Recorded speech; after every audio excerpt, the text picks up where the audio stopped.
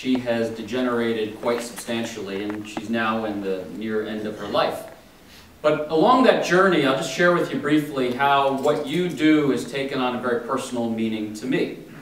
And so when she was diagnosed with what's called MSA, or multiple systems atrophy, which is a vector of Parkinson's that has some of the same symptoms, but maybe also some of the same kind of root causes of the disease, but doesn't have the shakes, they basically gave her a diagnosis that there's nothing they could do. And so very quickly, my mother decided that she wanted to see what she could do in terms of making a difference in future patients' lives that would have this disease. And she knew what I did for a living, and she said, Greg, what if we sequenced me and could see what that could do for people?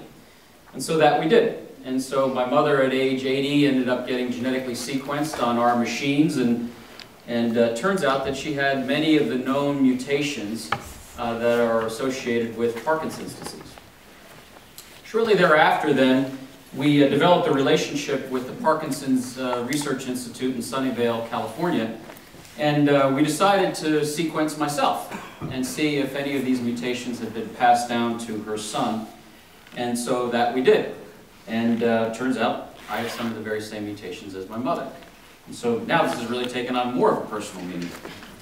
You know, as a side note to all of this, and I think really more of a commentary of the state of the world of medicine we're moving into, my father absolutely, initially, did not want to be sequenced. And, you know, when I look back on it, it was due to a variety of superstitious reasons, and said, hey, you can do it when I die.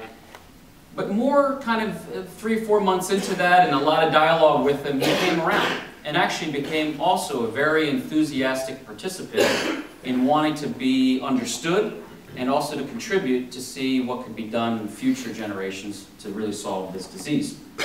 And so actually, we're just now in the process of gearing up to have my father sequenced as well.